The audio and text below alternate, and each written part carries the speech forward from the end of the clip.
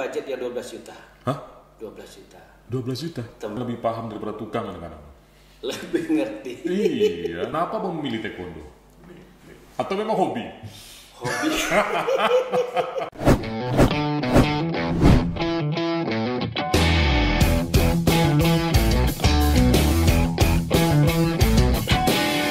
Selamat datang di dunia nyata, karena ini bukan mimpi. Bang Tambi! Ini luar biasa, Bang Tambi sudah menyempatkan waktunya kemari. Walaupun kita tahu beliau ini sangat sibuk.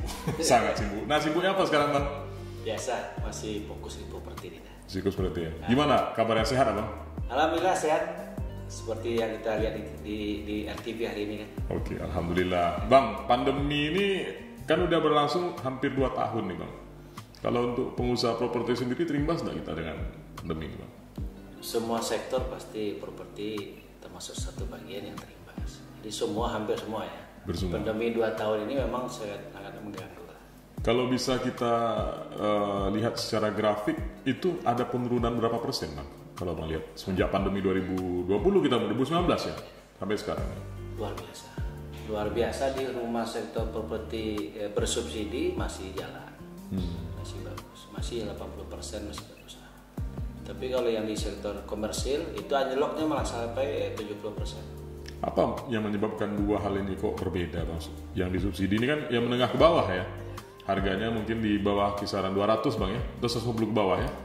Tentu ini kaitan kemampuan pasar. Kondisi pandemi sewa rumah kan tetap jalan. Iya, betul. Nah, kalau kita bicara di rumah bersubsidi, itu ada angsuran yang sangat rendah. Ada intervensi pemerintah, ada DP-nya 4 juta bantuan, ada dari segi angsurannya di intervensi pemerintah sampai 500.000 lebih per bulannya. Jadi kalau kita sewa rumah 1 bulan di Pekanbaru 1 juta, bagus, beli kita rumah subsidi 1.100.000 milik kita. Betul. Nah, ini kesempatan seperti. Jadi biaya sewa dengan biaya pembayaran angsuran udah hampir sama sekarang, ya? Malah kalau dekat kota malah lebih mahal sewa. Oh, lebih mahal sewa ya? Kita lihat Kerinci juga, Siak itu sewa rumah tinggi-tinggi. Jadi kesempatan sebenarnya ini ada program pemerintah di 2021 itu sampai 25 triliun.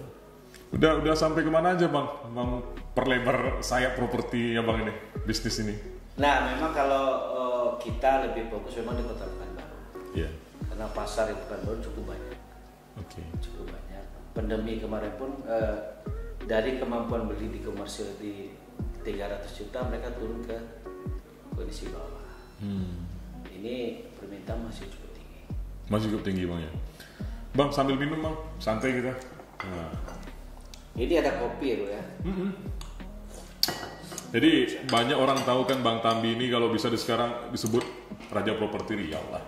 Amin. Cukup terkenal lah kalau di kalangan dunia properti. Amin. Pernah menjabat sebagai ketua REI juga. Ini kan sebuah bukti bahwasanya Abang cukup diperhitungkan di dunia properti ini. Nah, kalau kita melihat sosok Bang Tambi yang sekarang, ini kan kesannya sudah enak, buka bisnis, memperlebar jaringan kemana aja sudah gampang. Cuma kan orang nggak tahu nih, Bang. Untuk sampai ke titik ini, sudah berapa banyak keringat yang Bang keluarkan? Sudah berapa banyak rasa capek yang Bang rasakan? Atau air mata yang sudah Bang tumpahkan? Orang nggak tahu nih. Kalau boleh tahu, sejak kapan Abang menekuni bisnis properti ini, Bang? Semua sektor tentu teman-teman yang berjuang demi sebuah hati, demi perjuangan kehidupan, semua pasti berkeringat. Oke. Pasti semua capek. Karena itu dah hidup. Jadi saya rasa semua orang lakukan itu. Tidak ada istimewa dari kami barangkali. Tapi ini kan sebuah keinginan bangkit dari kondisi kita yang dahulu. Kita pasti ingin berubah. Kita pasti punya program dan punya keinginan untuk lebih baik. Nah, ini yang mendorong kita. Dan kedua ya termasuk jaringan seperti Deru kesampaikan tadi. Kita harus banyak teman, banyak sahabat. Karena silaturahmi itu adalah rezeki. Mulai dari tahun berapa nih, Bang? Abang mulai main di bisnis properti, Bang? Properti 2004. 2004 ya? Mulai proses KPR 2005. Jadi memang ada proses kita 8 bulan. 8 bulan pematang lahan, ngurus izin sambil jalan, cari material, mohon dukungan rekan-rekan. Awalnya berapa unit, Bang, Abang coba, Bang? Itu modal sendiri atau bagaimana, Bang? Ya kalau bicara hari ini mungkin tidak percaya. Oke, bisa ceritakan saja Bang ya. Saya mulai dalam kondisi budget yang 12 juta. Hah? 12 juta. 12 juta? Tanah teman punya, terus pematang lahan pinjam ala teman, terus untuk operasionalnya tanah kebetulan tinggi, sebagian dijual dipakai untuk pematang lahan. Itu lokasi di mana malah dulu tuh? Di Garuda Sakti, Kilometer 3. Itu perumahan pertama kali ya Bang? Pertama ya. Nah 12 juta terus? 12 juta. Dari hasil tanah kita gunakan pematang lahan, sebagian kita gunakan untuk bikin saluran primer sekunder. Dan itu unit pertama 74 unit. 12 juta 74 unit. Jadi belajarnya awal ini kan nggak sembarangan nih Bang. Ada kekhawatiran nggak Bang dulu tuh? Tentu prosesnya kami mulai dari supplier, pengawas bangunan, keamanan, terus meningkat kepada supplier. Habis itu meningkat lagi melihat ada prospek di sini, ada tanah teman punya, sahabat bisa bayar kurun waktu yang cukup 1 tahun lah, 1 tahun. Terus tanahnya kita olah, ketinggian kita jual, sebagai pakai untuk pematang lahan. Ini memang tidak terbayang oleh kami, hanya sebuah kenekatan, sebuah kepercayaan. Memang harus dibangun itu adalah silaturahmi dan kepercayaan. Apa yang membuat Abang berpikir untuk tetap teguh di bisnis ini Bang? Properti ada tantangan yang luar biasa lah. Ada krisis Amerika, ada krisis ekonomi di dalam negeri sendiri, ada COVID ini. Tentu kita harus pintar-pintar. Pengembang sekarang di Reja 197 pengembang. Belum lagi di asosiasi lain. Tentu kita harus berupaya. Kompetisi ini kita harus bertahan. Kondisi pandemi bisa bertahan luar biasa. Posisi Abang sekarang di pandemi ini bertahan atau dapat profit? Ya alhamdulillah kita ada sedikit profit. Apa yang menyebabkan Abang bisa tetap profit walaupun di tengah krisis begini? Pertama, cari lokasi yang terbaik. Oke. Yang dari pasar. Yang kedua, mutu. Konsumen mulai sudah cerdas, sudah beda sekali. Orang udah selektif, ya, mau sembarangan. Konsumen sudah beda sekali dengan 10-15 tahun yang lalu. Bahkan lebih paham daripada tukang kadang-kadang. Lebih ngerti. Iya.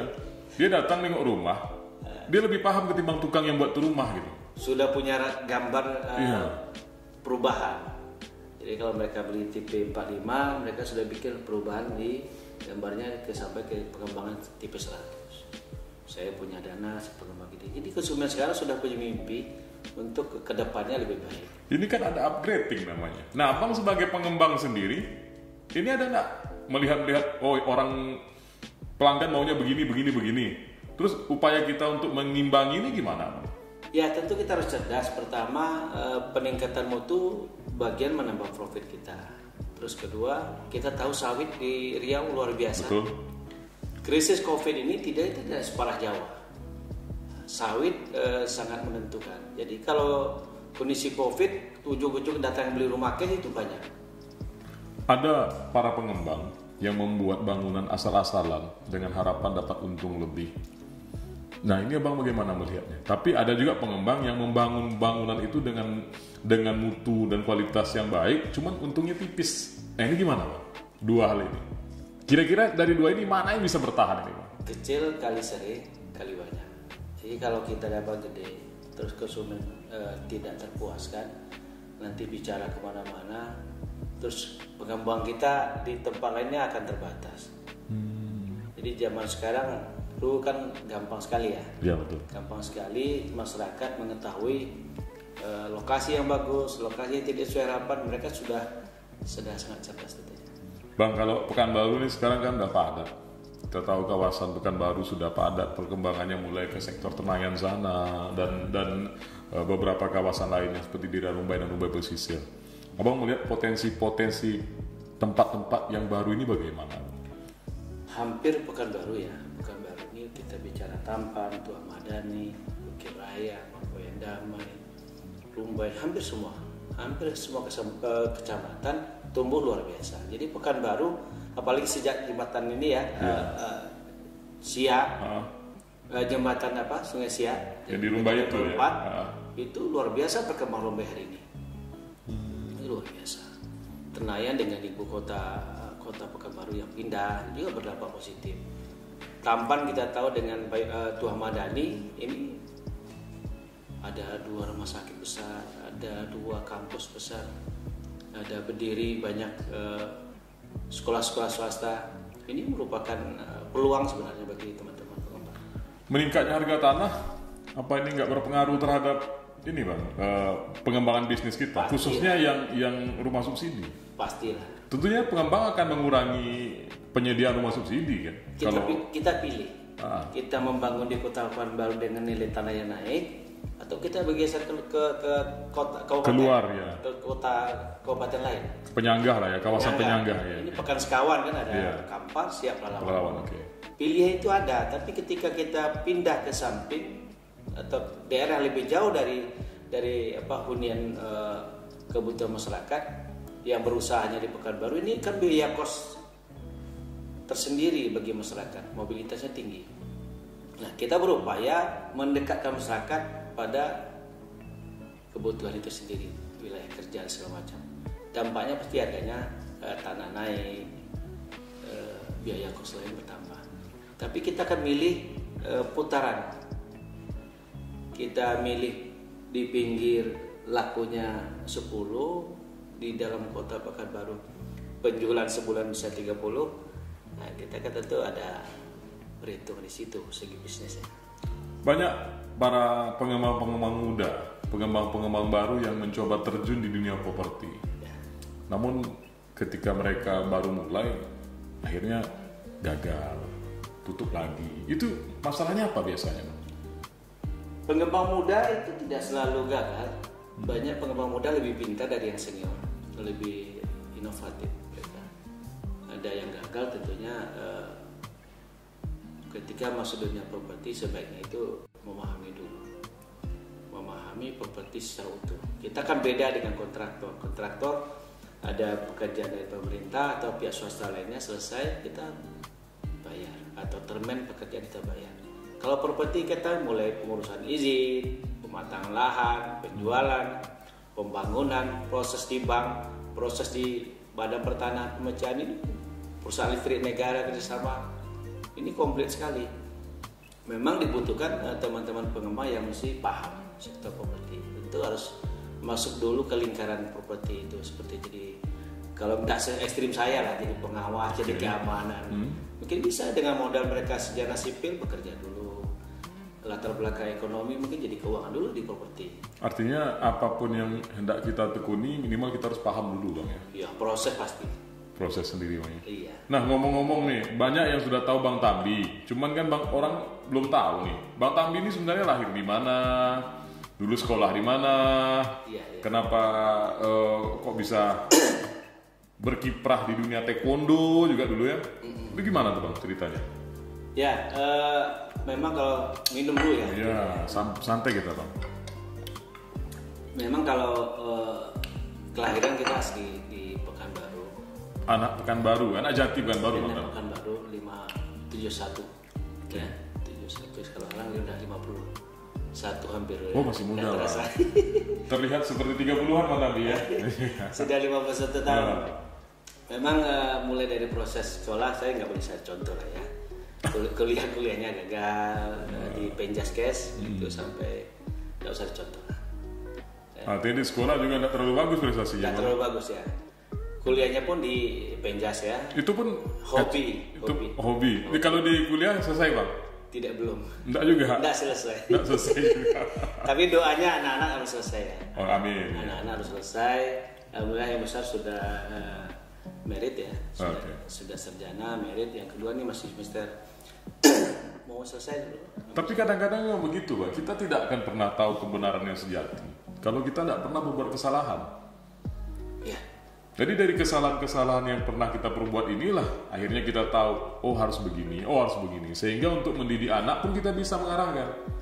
Kamu jangan begini, kamu jangan begini. Tapi nanti efeknya begini, begitu. Jangan didorong kita salah dulu. Iya. Dengan harapan yang jadi pengalaman. Oh itu nggak boleh, nggak boleh. Sebuah perjalanan kita ketika ada suatu hal yang belum maksimal, barangkali kita punya mimpi anak kita ini sisi ini tidak boleh terjadi. Jangan sampai di keluarga kita di tempat yang sama jatuhnya. Ini kan pelajaran anak-anak dari dini harus nambah ilmu di mana saja. Di mana saja. Bisa jadi di RTV ini banyak ilmu, banyak teman-teman yang punya wawasan luar biasa. Jadi abang kalau dalam mendidik anak sedikit keras atau lebih ke ya anggap kawan atau bagaimana gitu? Ya teman lah, teman. Tapi dalam sebuah menerapkan sistem ke anak saya lebih keras. Cowok itu semester 4 sudah putus uang sekolah, sudah putus minyak mobil, sudah semua kebutuhan harus mandiri. Kita nggak mau tahu lagi tuh bang ya? Tidak mau tahu lagi. Pilihan ada, satu mandiri berusaha, kedua kerja di kantor. Kalau mandiri jualan apa aja boleh, mau jualan koran, mau jual pulsa, pokoknya bisa membiayai sekolah, bisa membiayai operasional kendaraan sendiri, bensin minyak mobilnya, bisa bayar uang sekolah. Pokoknya semua kebutuhan selama semester 4 ke atas itu mereka sudah harus bisa mencari sendiri. Dan itu efektif bang? Ya alhamdulillah, dua anak saya yang tua sampai yang ini baru anak nomor 2 sudah dari semester 3 malah sudah tidak dibayar lagi. Kalau boleh kita tahu, Bang Tambi itu tipikal orang yang disiplinnya itu sejak dulu atau dulu malah cuek-cuek aja bang? Kalau dalam memandang kehidupan ini? Dulu malah nggak jelas ya, nggak jelas. Tapi setelah ikut taekwondo ini di Bandung, dan kita mulai mencintai, mulai berprestasi. Di situ kita mulai, wah ternyata hidup itu perlu ditata. Abang mulai belajar taekwondo di umur berapa bang Tambi? Ya, taekwondo 19 tahun. Umur 19 tahun? 19 tahun, ikut di Bandung, juara. Di Jabar, juara. Kejurnas medali emas. Terus meningkat kepada SEA Games di Manila. Mewakili Indonesia? Indonesia. Wah, luar biasa ya, mewakili Indonesia. Nah, di situ saya belajar bahwa tentunya kita semua mimpi yang mau kita kejar, semua harapan harus kita program. Latihan juga ada program. Ini juga harus disiplin. Jenjang dari latihan, mulai awal latihan sudah meningkat sabu, kan beda-beda tuh tantangannya. Itu ketika masuk jadi atlet kita ditata juga, diprogram juga sama pelatih. Kan banyak olahraga nih bang, ada karate, ada sepak bola, ada tinju, ada lari. Kenapa bang memilih taekwondo? Atau memang hobi? Hobi. masa kecil hobi berantem. Ini beliau masih nutupi. Masa kecil hobi berantem ya. Berantem, tapi lucu. Setelah mengenal taekwondo itu saya hampir kata tidak ada berantem. Jadi bela diri itu sendiri yang menahan kita untuk berbuat lebih gitu ya? Ya, kita diajarkan sportivitas. Oke. Memukul itu harus punya alasan. Menendang orang harus ada alasan. Jadi dalam alasan kita dalam latihan adalah upaya meningkatkan teknik kita. Itu perlu kita latihan sparring partner teman-teman. Pertandingan untuk memperoleh poin. Setelah pertandingan kita selesai. Kita diajar sportivitas. Kita seperti sahabat. Hari mungkin di lapangan kita bisa babak belur berdarah, gigi mungkin copot. Selesai ronde ketiga kita pelukan. Ini seperti sahabat. Bahkan sampai SEA Games yang lalu, kejurnas yang lalu kita masih komunikasi. Ini sebuah hubungan emosional. Bahkan dalam sebuah prapon, saya pernah tuh ketemu Susiano ya dari Sumut. Bi, kau kok tendang pelaku? No, ini kan partai semifinal, aku mau final. Oh ya, terserah kau katanya. Itu ini lawan bang? Lagi bertanding. Lagi suasana klan. Kami masih sempat bercanda gitu. Artinya persahabatan di situ enggak ini. Masih sempatnya kita saling ini gitu. Komunikasi ya? Sedang fight begitu ya? Ya, lagi clean. Lagi clean. Clean. Suseno sampaikan protes. Bi, kau tenang pelaku. Ya, aku mau final, kau juga kan? Akhirnya masuk final. Dan final prapon itu saya naik kelas ke kelas yang lebih tinggi. Bukan kelas saya di FIN waktu itu, naik fly. Ketemu Bang Richard, Sekjen PBTI. Kebetulan dulu baru pulang Olimpiade 2 bulan, beli perak Olimpiade. Olimpiade beliau dapat perak. Dan saya kalah final sama beliau dengan skor 85. Tapi saya cukup bangga. Banyak yang memprediksi ini final tinggi ya, beda kelasnya kan beda. Bang Richard itu yang sekarang di pusat itu ya? Pusat Sekjen. Iya. Salah satu atlet terbaik Indonesia. Jadi pernah bang sparring sama beliau ya? Di final ya? Itu atlet nasional sampai 8 orang. Ada 8, ada dari Jogja, Uhu, Susiano, dari DKI, dari Jateng. Itu hampir 8 mantan nasional yang berlaga di situ. Laga, saya ketemu 3. Kalah semua. Budi Setiawan pernah medali emas kejuaraan Asia. Dulu junior dulu. Itu juga medali emas kejurnas yang lalu. Prapon numpuk semua. Yang senior-senior pada turun. Karena targetnya PON. Di Manila, Bang, waktu SEA Games ya, SEA Games Manila, Bang menjadi atlet perwakilan Indonesia dari Riau. Apa yang Bang rasakan ketika anak Pekanbaru sampai lo ke Manila gitu? Mantan tukang berantem sekarang jadi atlet nasional lo gitu. Itu gimana perasaan Bang? Ya, persoalannya yang beratnya bukan di event SEA Games ya atau di Pordanya Jabar. Saya mulai dari Jabar. Oke. Jabar. Yang beratnya itu ketika ke Jurnas saya ketemu Riau. Wow. jadi Abang anak Riau tapi mewakili Jawa Barat. Mewakili Jabar. Di babak penyisihan ketemu Riau. Bang, dulu kenapa nak ambil Riau aja, Bang? Proses di situ. Saya juga dilatih oleh orang Riau. Okay. Almarhum Rizwan Oktarisa adalah putra Riau yang kuliah di Jawa Barat. Pelatih saya sampai ke Jurnas, sampai pelatih SEA Games. Itu beliau pelatih saya. Jadi memang sangat berbakat. Almarhum sekarang ya, saya sudah berpulang. Beliau luar biasa. Itu putra Riau juga. Putra Riau. Putra. Jadi Abang mewakili Jabar nih. Pelatih Jabarnya orang Riau. Pelatih Jabar orang Riau. Atletnya orang Riau. Atletnya orang Riau. Ketemu Riau di babak penyisihan. Babak penyisihan. Itu gimana tuh ceritanya? Ya. Apa yang merasakan? Riau waktu itu kan masih sangat jauh ya. Betul. Secara teknik jauh, prestasi belum ada apa-apa. Kita tuh dalam setiap briefing di malam hari itu, ini kamu ketemu Riau, ketemu Kalimantan, sudah bisa dipeta. Kamu satu ronde. Oh gitu. Artinya sudah nampak Bang ya gambarannya. Ya. Karena pada babak penyisihan di Jabar, kualitas lawannya kan sudah rata-rata mantan nasional, punya prestasi pernah kejuaraan nasional. Hampir setiap daerah itu mempunyai kualitas yang bersama. Jadi ketika ketemu daerah-daerah seperti Riau, Kalimantan dulu, itu udah pelatih, kamu besok ketemu Riau satu ronde. Nah ini kan berat dan alhamdulillah saya hanya bisa menyelesaikan 3 ronde. Dan bahkan itu poinnya tidak terlalu tinggi. Ada suatu hal yang tak mungkin kita paksakan untuk memperoleh poin atau kemenang KO ketika kamu lawan Riau ya. Di situ Nurani sudah berbicara. Iya. Nah ini nggak bicara teknik lagi nih Bang ya, lebih kerasa kecinta terhadap daerah sendiri Bang ya. Beban pasti. Okay. Beban kita ketemu Riau waktu itu sangat jauh sekali. Ya, rata-rata Riau tidak ada yang melanjut babak selanjutnya. Penyisihan tumbang. Nah, kalau kita berbicara profesional, kalau Abang berbicara profesional, target satu ronde itu bisa nggak dicapai waktu itu? Di Kejurnas itu dari 7 pertandingan 3 itu KO. Itu daerah-daerah yang cukup bagus. Yang Abang KO kan itu daerah-daerah yang cukup bagus. Cukup bagus. Artinya akan sangat memungkinkan ya dengan target yang diberikan terhadap Riau ini. Sangat mungkin. Namun rasa cinta terhadap daerah inilah yang buat kita dilema. Siapa tuh Bang atlet Riau waktu itu Bang? Masih ingat Bang? Atau beliau sekarang masih sudah lupa. Sudah ingat lagi ya. Sudah lupa. Ya, Riau dulu kan Chevron ya. Yeah. Chevron ikut membina. Mudah-mudahan Chevron punya keinginan lagi. Ini sekarang udah Pertamina ya. Taekwondo kita rasa cabang individu yang sangat digemari ya. Hari ini sampai hampir 3.000 Taekwondo Riau. Itu aktif ada di kota kabupaten.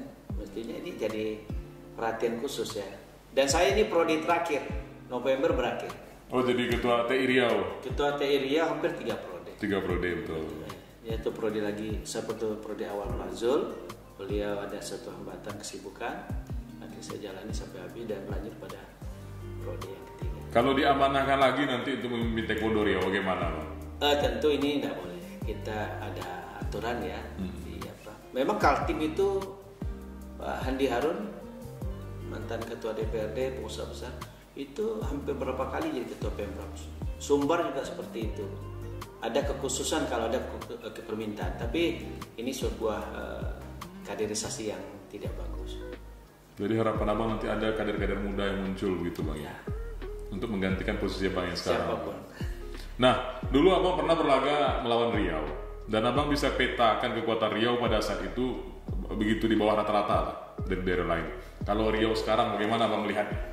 Riau sekarang ada atlet Ibrahim Jarman, satu-satunya loh medali emas untuk SEA Games. Betul.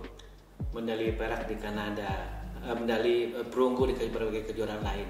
Ibrahim sudah muter dari berbagai negara untuk pertandingan bawa Indonesia dan selalu medali.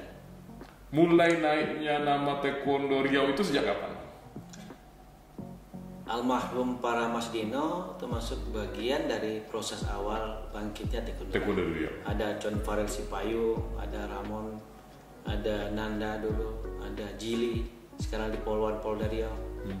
Banyak sekali. Ada Joni juga, sekarang Sekop, atlet. Ada Sabam Ginting juga, ketua harian sekarang. Beliau medali perunggu ya pada PON. Jadi itulah titik awal kebangkitan taekwondo di Riau bang ya. Sampai sekarang, dan Riau mungkin tidak bisa dipandang sebelah mata lagi bang ya. Mungkin kita termasuk Sumatera yang mendatangkan pelatih Korea 4 tahun. Jadi 4 tahun itu berturut-turut ada di Riau pelatih Korea. Kita juga datangkan Sabam Region selama 6 bulan. Kita datangkan sparring partner dari Jabar selama 6 bulan. Itu sebanyak 3 orang.